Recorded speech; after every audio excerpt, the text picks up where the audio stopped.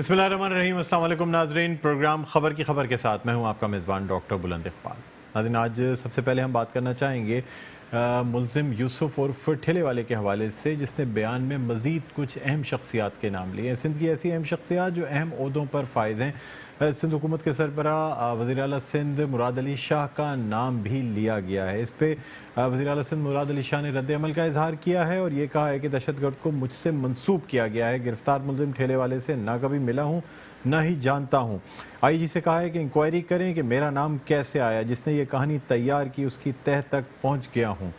बहरहाल नाज़रीन, ये कहा जा रहा है कि कोई साजिश की गई या क्या वजह है कि मुल्ज़िम ने अपने एतराफ़ी बयान में जहाँ बहुत से लोगों का नाम लिया। ये आपको ये बताते चलें कि कल जो है पुलिस की कार्रवाई के बाद मुल्ज़िम यूसुफ उर्फ ठेले वाले को गिरफ़्तार किया गया था। कहा जा रहा था कि मुत्तहिदा कौमी मूवमेंट लंदन से इसका ताल्लुक़ है। टारगेट किलर है जो कि मुतअद्दिद कत्ल की वारदातों में मुलव्वस है। इसके अलावा यानी 30 से ज़ायद कत्ल में बराह रास्त मुलव्वस है और 66 कत्ल में यानी 66 ऐसे कत्ल हैं जिनमें इसने मुआवनत की है, यानी लाश को ठिकाने लगाना। इसका ये भी कहना था कि लाश को ठेले पे रख के ठिकाने लगाने का इसका काम था, इसलिए इसका नाम ठेले वाला रखा गया था। मेरे नाज़रीन, वज़ीर आला मुराद अली शाह की मीडिया से इस हवाले से गुफ्तगू हुई है और वो कहते हैं कि मुझे परसों रात सोशल मीडिया पर गैर कानूनी नंबर प्लेट की एक गाड़ी पुलिस स्क्वाड में जाती हुई दिखाई दी। इंक्वायरी के बाद पता चला गवर्नर हाउस की गाड़ी है। यानी अब वज़ीर आला हाउस की जानिब से गवर्नर हाउस या उसकी गाड़ियों पे भी उसे भी तनकीद का निशाना बनाया जा रहा है और ये भी कहा जा रहा है कि इस पर FIR भी कटाई जाएगी और जो काम पुलिस का है वो पुलिस करेगी। इसी हवाले से हम बात करना चाहेंगे। हमारे साथ मौजूद हैं वज़ीर आला के स्पेशल एडवाइज़र और रहनुमा पाकिस्तान पीपल्स पार्टी वीर जी कोहली। अस्सलाम वालेकुम जी। वीर, आपको हम खुशामदीद कहते हैं प्रोग्राम खबर की खबर में। वीर जी, आप मेरी आवाज़ सुन सकते हैं? हाँ, बिल्कुल जी। मुझे बताइएगा कि ये जो मुल्ज़िम जिसे गिरफ्तार किया गया, सिंध पुलिस की एक टीम ने इसे ज़िला शर्क़ी की टीम ने गिरफ्तार किया और इस मुल्ज़िम ने अपने मुल्ज़िम यूसुफ उर्फ ठेले वाले ने अपने इतराफ़ी बयान में जहाँ बहुत सी शख्सियात का नाम लिया, जिनमें मुत्तहिदा कौमी मूवमेंट पाकिस्तान की शख्सियात शामिल हैं, डॉक्टर फ़ारूक सत्तार शामिल हैं, वहीं एक अहम शख्सियत सिंध की वज़ीर आला सिंध मुराद अली शाह का भी नाम आया, जिस पे उन्होंने रद्द अमल का इजहार किया। क्या कहते हैं सर आप? बहुत शुक्रिया आपका। सबसे पहले तो मैं आपका शुक्रगुजार हूं कि आपने पूरी बात कर दी और पूरा जवाब जो आज ऑनरेबल चीफ मिनिस्टर साहब ने जो इंटरव्यू के दौरान कहा, आपने पूरा वो बता दिया। तो वही बात है, CM साहब ने तो कमेटी बिठा दी है और इन्वेस्टिगेशन हो रही है और जो पुलिस अफसरान जिन्होंने पकड़ा और फिर बयान दिलवाया गया या दिया जो भी है, तो उस पर CM साहब ने इन्वेस्टिगेशन कमीशन बिठा दी है। तो वो कमीशन जल्दी फैसला करेगी। CM साहब ने बता दिया सारा कुछ और आपने उसका जिक्र भी कर दिया। दूसरी तरफ आपने जो बात की कि गवर्नर हाउस की गाड़ी थी और CM हाउस ने नहीं, वो पुलिस ने पकड़ी कि एक प्रोटोकॉल के साथ गाड़ी जा रही है। उन्होंने चेक किया कि वो गाड़ी जो है उसका नंबर प्लेट जो है वो जाली था, तो वो पकड़ी। उन्होंने फिर CM साहब से कहा कि भाई ये करें। उन्होंने कहा कि आप अपने तरीके से जो भी आपका लीगल वे होता है आप उसमें करें। तो वो लीगल वे से हुआ और वो गाड़ी पकड़ी गई, वो 2 नंबर निकली। तो CM साहब ने तो क्लियर कहा कि वो किसी की भी हो, चाहे वो CM हाउस की हो, चाहे वो गवर्नर हाउस की हो, लेकिन 2 नंबर गाड़ी होती है। CM साहब ने कहा कि मेरी गाड़ी बाहर खड़ी हुई है। इससे पहले जो गाड़ियां होती थी उसमें सिर्फ CM हाउस लिखा होता था और लोगो लगा हुआ था। उन्होंने कहा कि मेरी गाड़ी बाहर जाके देखें कि उस पर रियल गवर्नमेंट का नंबर प्लेट लगा हुआ है कि नहीं, रजिस्ट्रेशन का नंबर। तो वो CM साहब जो है उन्होंने सारी बात खुलकर बता दी है। तो ये पुलिस की तरफ से कार्रवाई थी, उन्होंने 2 नंबर गाड़ी पकड़ी थी और CM साहब ने कहा कि कोई भी हो, चाहे वो गवर्नर हाउस हो, चाहे वो CM हाउस हो, अपने तरीके से जो भी लीगल एक्शन होता है वो आप करें। तो वो FIR कटी है और फिर वो उसके बाद फिर वो कार्रवाई जो भी होगी वो होगी। वीर जी कोहली, अगर आपसे हम ये बात करें कि बहुत से अहम लोगों के, सिंध की जो अहम शख्सियात हैं, उनके स्क्वाड में जो गाड़ियां चलती हैं उसमें पुलिस गार्ड्स भी होते हैं, प्राइवेट गार्ड्स भी होते हैं और अक्सर ये गाड़ियां जो हैं बगैर नंबर प्लेट के या AFR applied for registration number plate की होती हैं। सर, जिनका ताल्लुक पाकिस्तान पीपल्स पार्टी से होता है, ऐसी कई सोशल मीडिया पे बाकायदा इन गाड़ियों की निशानदेही की गई है, लोगों का बताया गया है, लेकिन इससे पहले तो कभी कार्रवाई नहीं की गई ऐसे लोगों के खिलाफ जो सिंध या पीपल्स पार्टी के रहनुमा हैं, सिंध की अहम शख्सियात हैं और उनके स्क्वाड में अक्सर देखने में आता है कि AFR या अप्लाइड फॉर रजिस्ट्रेशन की बेपनाह गाड़ियां होती हैं। आप क्या कहते हैं सर?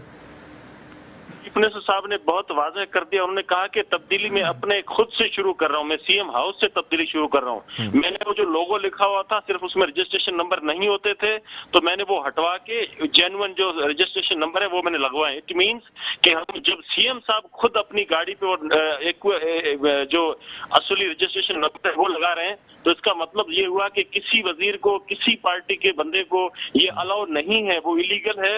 और उन्होंने कहा कि मैं पुलिस वालों से कहता हूं कि कोई भी हो, कहीं का भी हो, ये भूल जाए कि वो कौन सी पोजीशन पे क्या है। जो इलीगल गाड़ी है, जो उस पे प्रॉपर रजिस्ट्रेशन नंबर नहीं है, उसको आप पकड़ें और उसको चालान करें। उन्होंने क्लियर कट साफ कह दिया है। सर, तो क्या ये मुहिम सिर्फ इसलिए शुरू की गई है क्योंकि एक गाड़ी जिसे पकड़ा गया वो गवर्नर हाउस की निकली और उसके बाद अब सख्ती शुरू हो गई है, या वैसे भी इन जनरल इस मुहिम को चलाना था?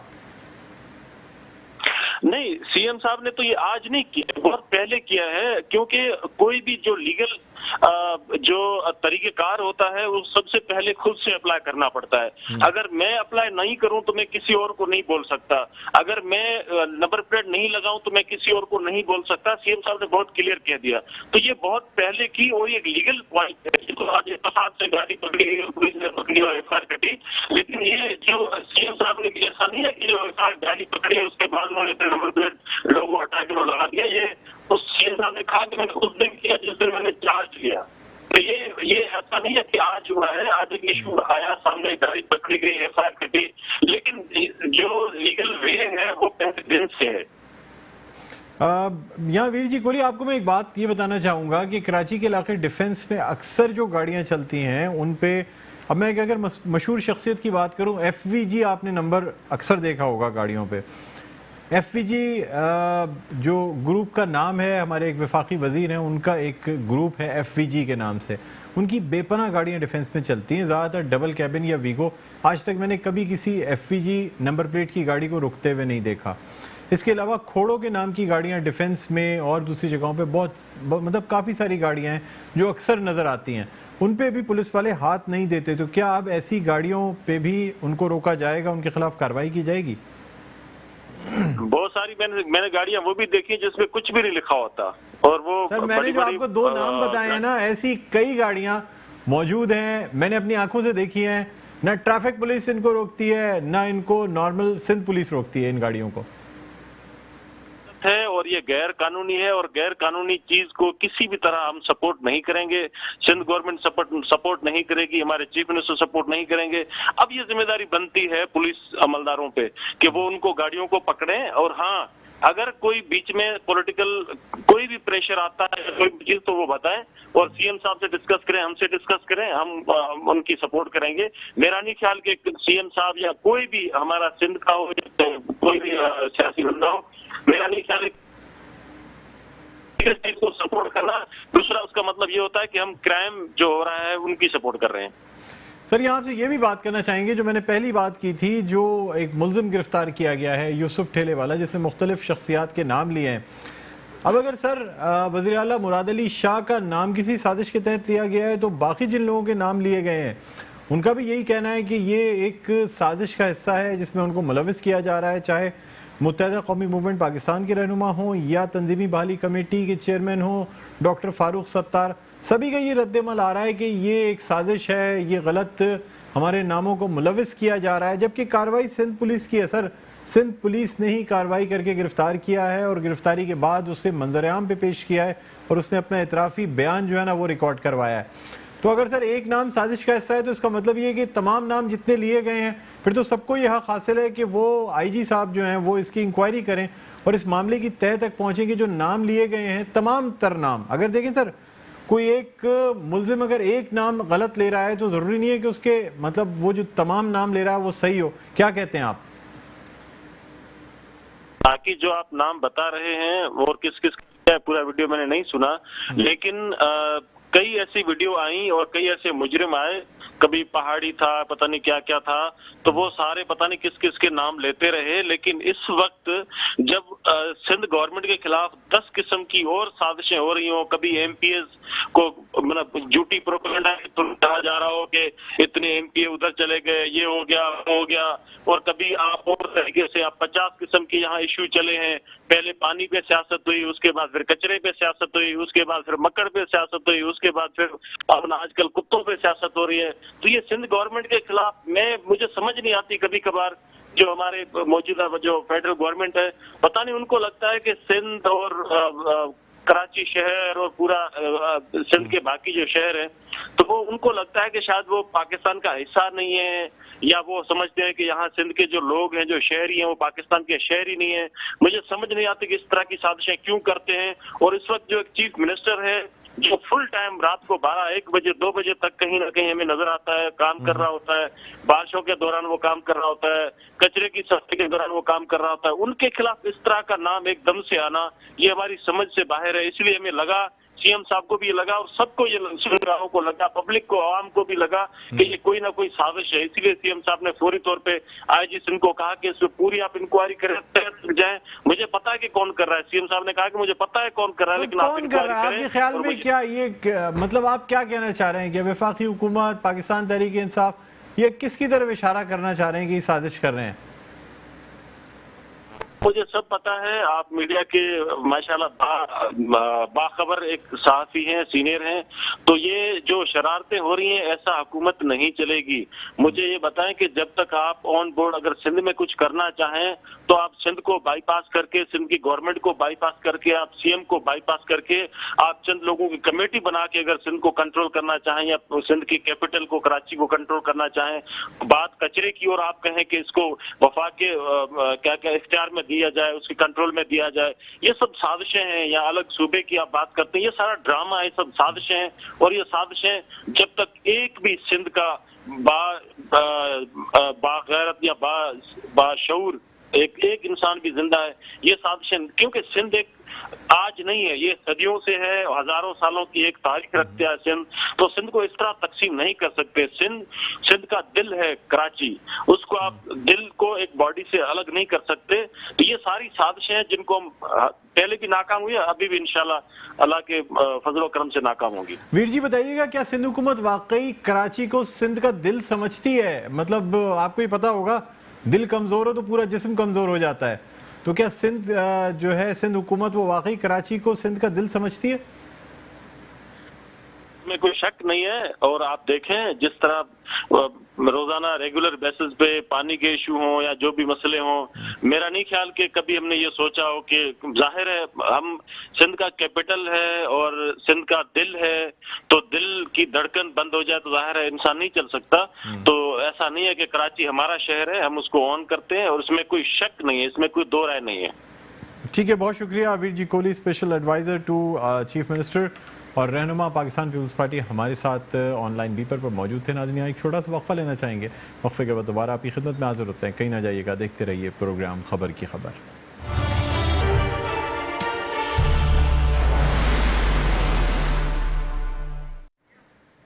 जी नाज़रीन, वेलकम बैक। एक दफ़ा फिर आपको खुशामदीद कहते हैं प्रोग्राम में खबर की खबर। मैं हूं आपका मेज़बान डॉक्टर बुलंद इकबाल। अब हम कुछ बात करना चाहेंगे। पाक सरज़मीन पार्टी का एक अहम इजलास हुआ चेयरमैन मुस्तफ़ा कमाल की ज़ेर सदारत, जिसमें बल्दियाती इंतखाबात के हवाले से बात की गई। इसके अलावा कराची के मसाइल और दूसरे जो महंगाई के मसाइल इस वक्त मुल्क को दरपेश हैं, उनके हवाले से भी बातचीत की गई।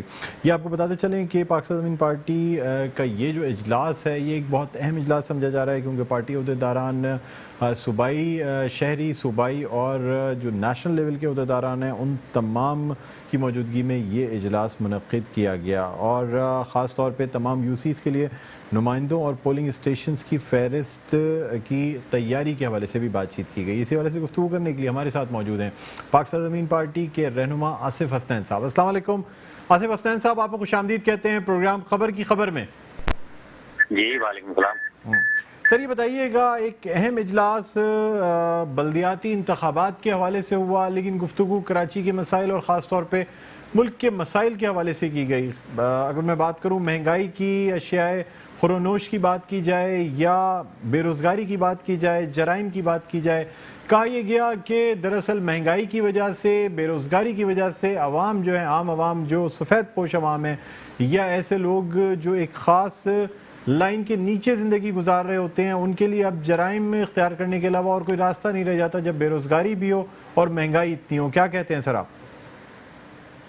देखें जी, यही सबसे बड़ी वजह है जिसकी वजह से पाक सरजमीन पार्टी ने ये फैसला किया कि वो अपने बल्दियाती इलेक्शन की जो तैयारियां हैं उसको कबल अज़ वक्त शुरू करे, ताकि इलाकों में और ख़ास तौर पर कराची शहर की जो मौजूदा सूरत हाल है, जिसमें एक तरफ डेवलपमेंट ना होने के बराबर है, जो मुस्तफा कमाल के दौर में जो डेवलपमेंट इस शहर में हुई थी और इस शहर में कुछ बेहतरी आई उसकी तबाही हमारे आपके सामने है।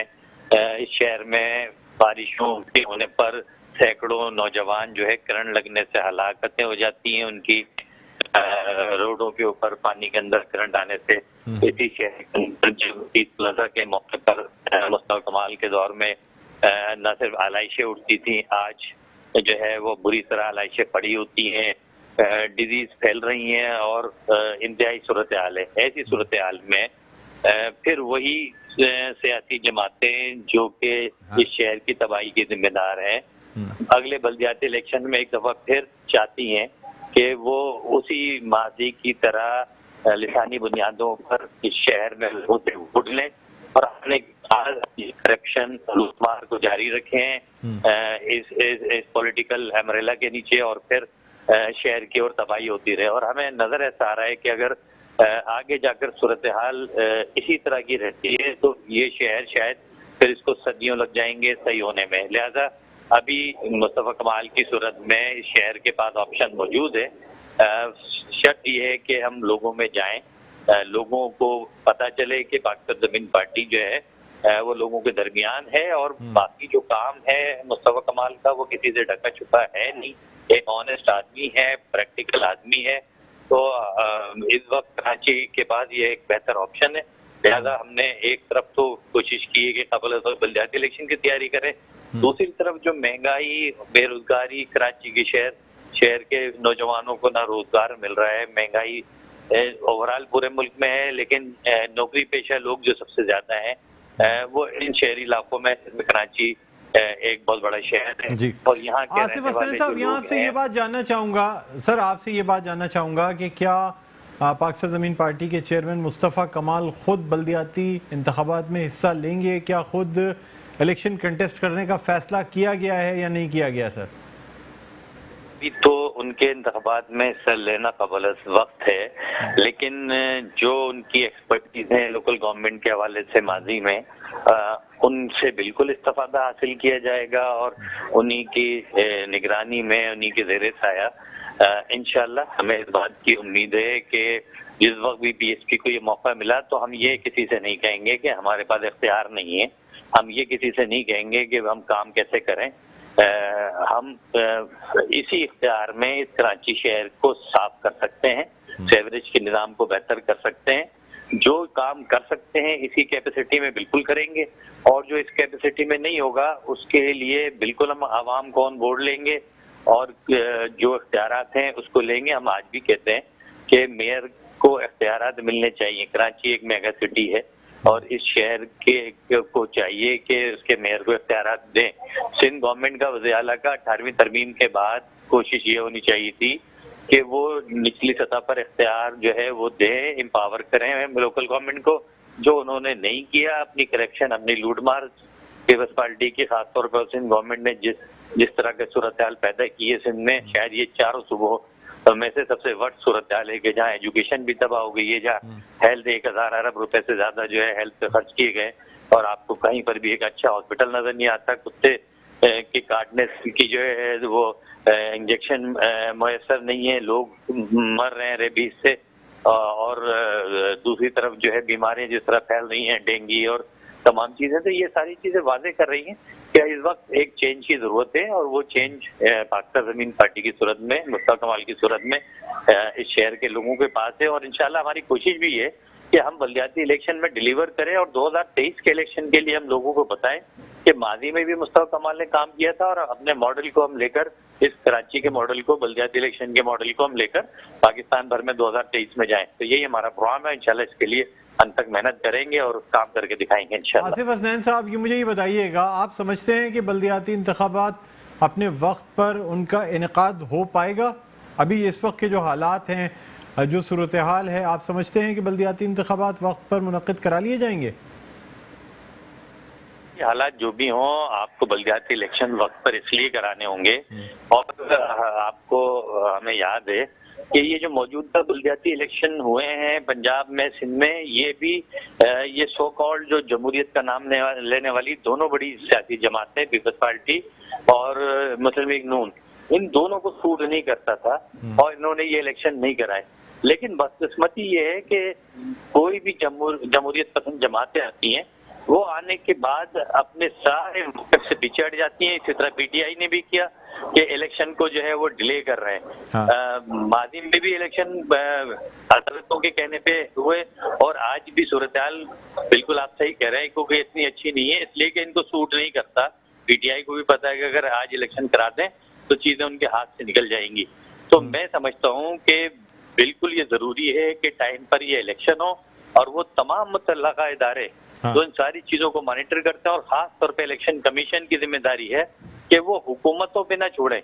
वो उनकी जिम्मेदारी है वो इलेक्शन की डेट अनाउंस करें और हुकूमतों को, सूबाई गवर्नमेंट को पाबंद करें कि वो इस डेट पर इलेक्शन कराए, जिस तरह माजी में अदालतों ने पाबंद किया है। इसके बगैर, क्योंकि लोकल गवर्नमेंट का जो सारा सिस्टम है ये लोकल गवर्नमेंट को ही चलाना है, इलाकों की बेहतरी है, छोटे छोटे मसाइल हैं, इससे निकलने के लिए आपके पास लोकल गवर्नमेंट का सिस्टम होना चाहिए और वो सिर्फ और सिर्फ एक मजबूत बलदियाती सिस्टम में जिसमें जो है वो पावर्स हों अवामी नुमाइंदों को, बलदियाती नुमाइंदों को, उस सूरत में जाकर बेहतरी आ सकती है। और जो आज तबाही है, और खास तौर पर हमें जिस तरह से सिंध के अंदर, बलूचिस्तान के अंदर और केपीके में जो सूरत नजर आ रही है, इसमें एक मजबूत जो है पावरफुल लोकल गवर्नमेंट का जो निज़ाम है उसकी जरूरत है और उसी की सूरत में चीजें बेहतरी की तरफ जा सकती हैं।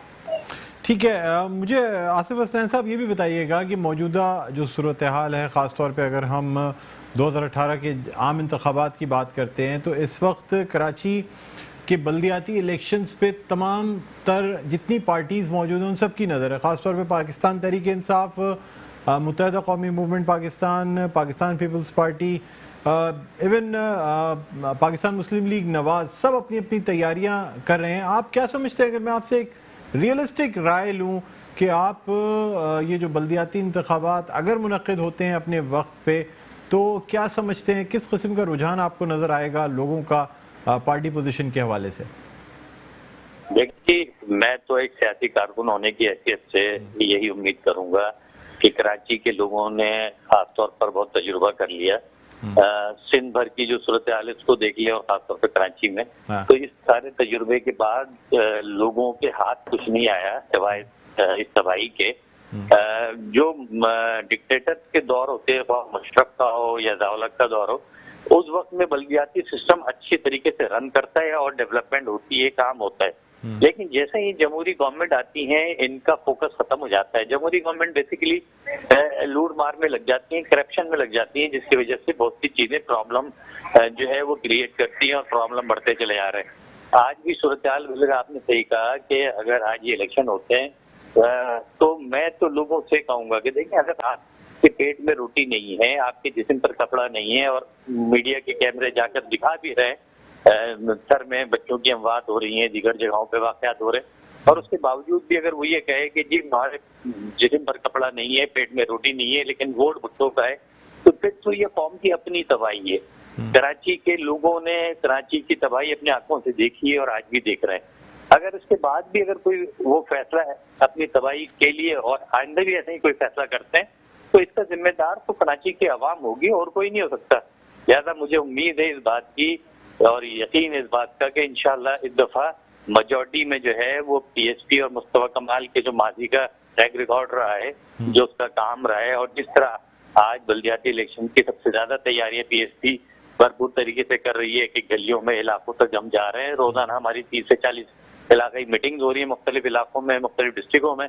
उससे अंदाजा है कि इंशाल्लाह मेजॉरिटी में बल्दियाती इलेक्शन में जो है वो पीएसपी को मेजॉरिटी मिलेगी और इंशाल्लाह हम अपना मेयर बनाएंगे कराची से। ठीक है, बहुत शुक्रिया आसिफ हसनैन साहब, रहनुमा पाक सरजमीन पार्टी, हमारे साथ मौजूद थे और उनका कहना था कि बहुत भरपूर तैयारियां की जा रही हैं पाक सरजमीन पार्टी की जानिब से और इन्हें ये उम्मीद है कि एक भरपूर मेजॉरिटी के साथ इस इलेक्शंस में कामयाब हो सकते हैं। बहरहाल नाज़रीन, एक छोटा सा वक्फा लेना चाहेंगे, वक्फे के बाद दोबारा आपकी खिदमत में हाजिर होते हैं। कहीं ना जाइएगा, देखते रहिए प्रोग्राम खबर की खबर।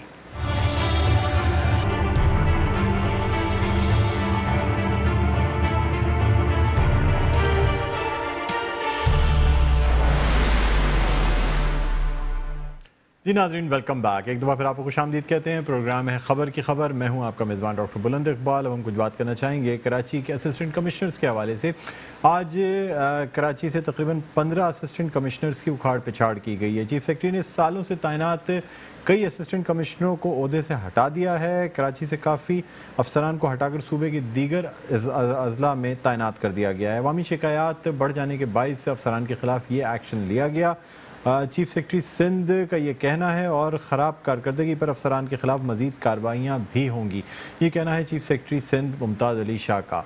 नाज़रीन, एक तो अशिया खुरनोश की कीमतों में होशरुबा इजाफ़ा, मुख्तलिफ़ चीज़ों की कीमतें जिसे कंट्रोल किया जाता है कमिश्नर कराची के ऑफिस के थ्रू, और इसे इम्प्लीमेंट करवाने की ज़िम्मेदारी जो है असिस्टेंट कमिश्नर्स की होती है। और इसी हवाले से जो है काफ़ी शिकायत भी मौसूल हुई। सोशल मीडिया पे, इलेक्ट्रॉनिक मीडिया पे हर जगह ख़बरें भी चलाई गई, चाहे सब्ज़ियाँ हों, फल हों, दूध के निर्ख हों, ये तमाम आसमान से बातें कर रहे हैं।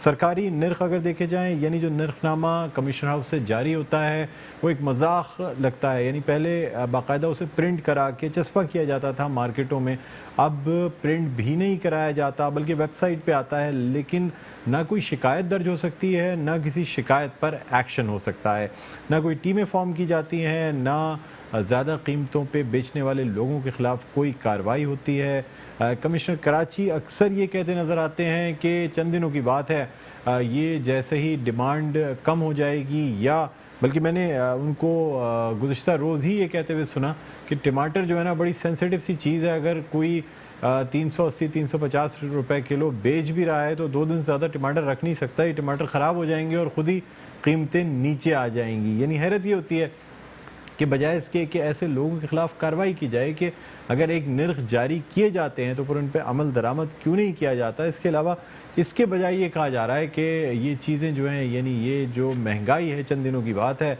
सबसे आसान हल ये है कि आवाम जो है ये चीज़ें ख़रीदना छोड़ दें। यानी चाहे जितनी ज़रूरी अशिया क्यों ना हो, दूध के निर्ख की बात की जाए, सब्ज़ियों की, फलों की, तमाम चीज़ें छोड़ के कुछ किसी और तरफ जाया जाए, कोई और खुराक तलाश की जाए। बहरहाल नाज़रीन, इसी वाले से गुफ्तगू करने के लिए हमारे साथ हमारे नुमाइंदे बिलाल अहसन लाइन पर मौजूद हैं। अस्सलाम वालेकुम बिलाल अहसन, आप मेरी आवाज़ सुन सकते हैं? डॉक्टर साहब, मैं आपको सुन सकता हूँ जी। ये बताइएगा बिलाल हसन कि ये जो 15 असिस्टेंट कमिश्नर्स का तबादला किया गया है, क्या वाकई सिर्फ ये कीमतों में इजाफा, इनके तबादले का पेश खेमा ये बात बनी, या कोई और कहानी है? डॉक्टर साहब, इसमें सबसे बड़ी बात यह है कि जो चीफ सेक्रेटरी की तारीफ से जो भी मुरासला दिया गया और जो नोटिफिकेशन जारी किया गया एसएसडीए की तारीफ से, उसमें तो ये कहा गया है कि इनकी जो तवील अरसे तक जो भी असिस्टेंट कमिश्नर या एडिशनल डिप्टी कमिश्नर जो तैनात थे उनको जो है तबादला किया गया है। लेकिन जराए ये कहते हैं कि हुकूमत सिंध पे एक बहुत बड़ा दबाव भी था।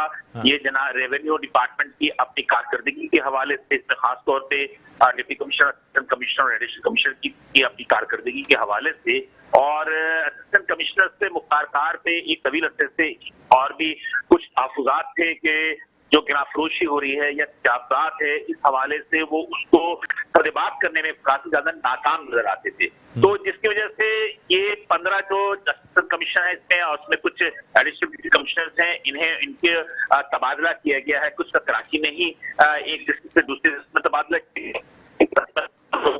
जो है वो अंदरून सिंध तबादला किया गया है। नेचुरली ये एक बहाना जो ये बनाया गया है कि तवील अरसे से ये तैनात थे, लेकिन इनका जराए का कहना है कि ये एक तरह से इंडिकेशन है बाकी असिस्टेंट कमिश्नर्स के और रेवेन्यू के उन डिपार्टमेंट के मुलाजमीन के कि उन्होंने अगर बेहतर कारकर्दगी या तहफ़्फ़ुज़ात का अजाला नहीं किया तो यकीनी तौर पर उनका भी तबादला अनकरीब कर दिया जाएगा। जी बिलाल साहब, आप अक्सर कमिश्नर हाउस की मीटिंग्स में मौजूद होते हैं, मुख्तलिफ टीम्स के साथ रेट्स का भी हिस्सा बनते हैं।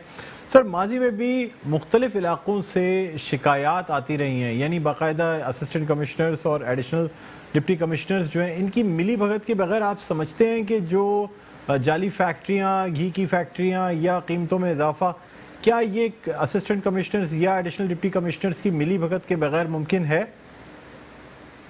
डॉक्टर साहब, बात यह है कि किसी भी सरकारी इदारे के मिली भगत के बिना जो है कोई भी गलत काम नहीं हो सकता, चाहे उसमें रेवेन्यू डिपार्टमेंट के एहलकार शामिल हो, असिस्टेंट कमिश्नर शामिल हो, या मुख्तार या पुलिस। बात यह है कि जब से मजिस्ट्रेसी निजाम जो कि 2000 से कबल जो राइज था एसडीएम का निजाम, वो निजाम खत्म होने के बाद जब सारे डीडीओज आए, फिर उसके बाद असिस्टेंट कमिश्नर्स आए, तो ये तमाम की तमाम जो मेरिट के हिसाब से जो है इनका तैनाती नहीं की गई। और चूंकि पुलिस जो है इनकी कंट्रोल में नहीं है, तो इसलिए इनकी और पुलिस की लकीर की बात है कि आपस में कुछ ना कुछ गठजोड़ होता है, जिसकी वजह से जो ताजिर है या जो ग्राहक फरोश है वो खौफजदा नहीं होता। वो खौफजदा इसलिए नहीं होता कि जब ये छापे पड़ते हैं या जो उनके खिलाफ कार्रवाई होती है तो उनको पता होता है कि ये सब नुमाइशी है, ये मीडिया को दिखाने के लिए तमाम चीजें की जाती हैं ताकि आवाम में एक तासुर पैदा हो के हुकूमती इदारे काम कर रहे हैं। लेकिन दर पर्दा जो भी कोशिशें होती हैं वो तमाम लोगों के सामने है। इसकी वाज़ेह मिसाल अभी जो दूध के नर्ख थे 94 रुपए लीटर जो थे, वो गवर्नमेंट अदालत ने जो है इसको बेचने के लिए इसरार किया था, गवर्नमेंट ऑफ सिंध को उन्होंने हुक्म दिया था। लेकिन हुआ क्या? हुआ ये कि अभी भी 110 रुपए फी लीटर जो है दूध वो फरोख्त हो रहा है। लाजमी सी बात है कि असिस्टेंट कमिश्नर इसमें छापे मारते हैं। सुप्रीम कोर्ट ने बाकायदा तौर पे कराची यूनिवर्सिटी की जो हायरिंग हुई थी उसमें उन्होंने तजावजात के हवाले से और फरोशी में जो भी मुलव्विस थे उनको गिरफ्तार करने के हवाले से तमाम तादाद पूछी थी। तमाम की तमाम चीजें जो है वो दी जाती हैं, लेकिन ये तमाम चीजें होती हैं, इसमें कोई सदाकत नहीं होती, ना ही इसके अंदर जो भी असिस्टेंट कमिश्नर्स होते हैं और ना ही जो दीगर लोग होते हैं उनकी जानिब से कोई संजीदगी दिखाई जाती है। बल्कि सुप्रीम कोर्ट को सिर्फ एक नुमाइशी तौर पर जो है एक लिस्ट दी जाती है कि तजावजात के इब्तदाद के लिए या गिराफरोशी के खिलाफ ये कार्रवाई की गई है, जिसका कोई नतीजा बरामद नहीं होता और गिराफरोशी जो है दिन ब दिन इजाफा होने की वजह से महंगाई भी उनमें इजाफा हो रहा है। तो हुकूमत का एक दबाव है, इस दबाव को देखते हुए ये तमाम चीजें की जाती है। लेकिन यहाँ पर डॉक्टर साहब एक बात मैं कहना जरूरी समझता हूँ कि जितने भी असिस्टेंट कमिश्नर्स हैं, मुख्तार कार हैं, इनमें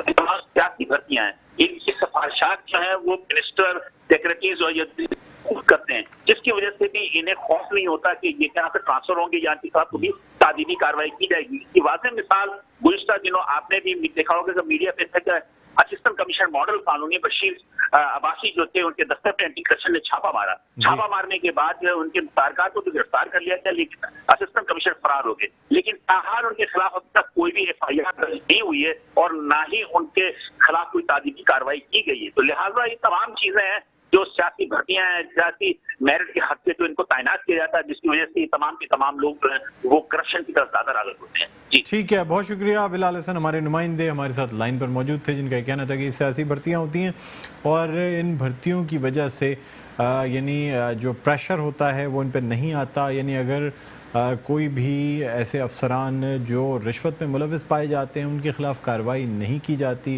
पिछले दिनों बशीर अब्बासी जो असिस्टेंट कमिश्नर मॉडल टाउन है उनके दफ्तर पे भी मॉडल कॉलोनी उनके दफ्तर पे भी छापा मारा गया, लेकिन फिर भी उनके एक जो नायब हैं उनको गिरफ़्तार कर लिया गया, लेकिन उनके ख़िलाफ़ अभी तक कोई कार्रवाई जो है वो नहीं की गई है। इसी हवाले से यानी हमने बात की और चीफ सेक्रेटरी सिंध मुमताज़ अली शाह ने बाकायदा एक नोटिफिकेशन के ज़रिए 15 असिस्टेंट कमिश्नर्स का तबादला कर दिया है। नाज़रीन, अब अपनी नेक्स्ट स्टोरी पर हम बढ़ना चाहेंगे और आपको बताते चलें कि एक बहुत अहम इंकशाफ हुआ है कि कराची में पुलिस एहलकार जो हैं वो शॉर्ट टर्म किडनैपिंग में मुलव्विस पाए गए हैं। यानी एक ऐसा पोल जो खुला है जिसमें ये पता चला है कि मुख्तलिफ SHOs या ऐसे जो पुलिस एहलकार हैं वो शॉर्ट टर्म किडनैपिंग, कुछ देर के लिए किडनैप किया जाता है, ताबान ले लिया जाता है, उसके बाद लोगों को छोड़ दिया जाता है। इसी वाले से हम गुफ्तगू करना चाहेंगे। हमारे साथ हमारे नुमाइंदे मौजूद हैं, जुल्फ़िकार पीरज़ादा। अस्सलाम वालेकुम जुल्फ़िकार पीरज़ादा, आप मेरी आवाज़ सुन सकते हैं? ये मुझे बताइएगा कि ये जो इंकशाफ हुआ है कि कराची में पुलिस एहलकार जो हैं वो शॉर्ट टर्म किडनैपिंग यानी कुछ देर की आर्जी किडनैपिंग में मुलविस हैं, इसमें कहाँ तक सदाकत है? ये बात तो वैसे नई नहीं है, पुरानी है। पुलिस का शॉर्ट टर्म किडनैपिंग में पुलिस एक अरसा दराज से मुलविस है। इसके अंदर बेशतर पहले भी पुलिस गिरफ्तार हुए और उसके बाद जो है वो छूटते रहे, मगर कराची पुलिस चीफ गुलाम नबी मेमन के आने के बाद जो है इन वारदातों में कुछ कमी हुई थी। मगर आज जो है वो ये वारदात दोबारा से खुली जबकि शादी टाउन के रिहायशी एक शख्स है पुलिस के आला अफसरान को दरख्वास्त दी और उसकी जानिब से बताया गया कि वो सोल्जर बाजार के इलाके में अपने दोस्तों के साथ खाने के लिए गया। तो इस दौरान एक पुलिस मोबाइल में सवार सादा लिबास एहलकार जिसकी उसने शनाख्त की, इसमें SHO सोल्जर बाजार जावेद सिकंदर और हेड कांस्टेबल है इमरान गुज्जर, ये अपनी टीम के साथ थे। इन्होंने शख्स को उसके दोस्तों के साथ उठाया और तकरीबन 1 से 1.5 घंटे के अंदर अंदर इसको डराते धमकाते रहे, जाली पुलिस मुकाबले में मारने की धमकी दी और जो डरा धमका के उससे भारी रकम बटोर के जो है उसे छोड़ दिया।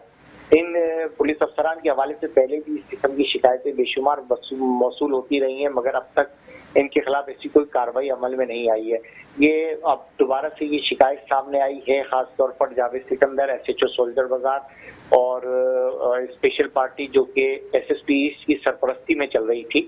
पूरे डिस्ट्रिक्ट ईस्ट के अंदर ये एंटी स्ट्रीट क्राइम एक स्क्वाड बनाया गया था और उस स्क्वाड की टीम का इंचार्ज इमरान गुज्जर था, जिसका काम है कि स्ट्रीट क्राइम की वारदातों को रोकना। मगर वही इंचार्ज जो है वो अगवा बराए तावान की वारदातों में मुलविस होने का उसका इंकशाफ हुआ, जिसकी बाज़ाब्ता तौर पर अब दरखास्त जो है आला हुकाम तक पहुंचाई गई है।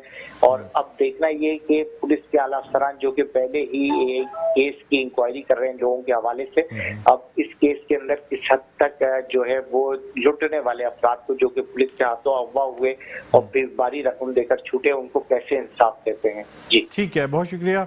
जुल्फ़िकार पीरज़ादा हमारे नुमाइंदे हमारे साथ थे। और नाज़रीन, अब बस एक आखिरी स्टोरी पे हम ये बात करना चाहेंगे कि कराची में जो सख्त गजीदगी के वाक़यात हो रहे थे उसके हवाले से अब मुख्तलिफ ज़िली सतह पे कुत्तों में इंजेक्शन लगाने की मुहिम का काम शुरू किया गया है। यानी ऐसे इंजेक्शन जो कुत्तों में लगाए जाएंगे ताकि उनके ज़रिए जो बीमारियां फैलती हैं कुत्ते के कांटे से, रेबीज़ और दूसरी बीमारियां, वो ना फैलें। इसके अलावा कुत्तों की नस्ल कुशी के लिए भी मुख्तलिफ वैक्सीन और इंजेक्शंस लगाए जा रहे हैं ताकि उनकी तादाद में भी इजाफा किया जा सके।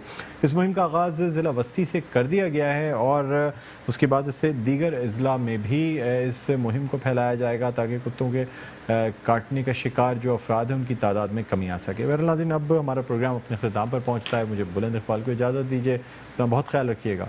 अल्लाह हाफ़िज़।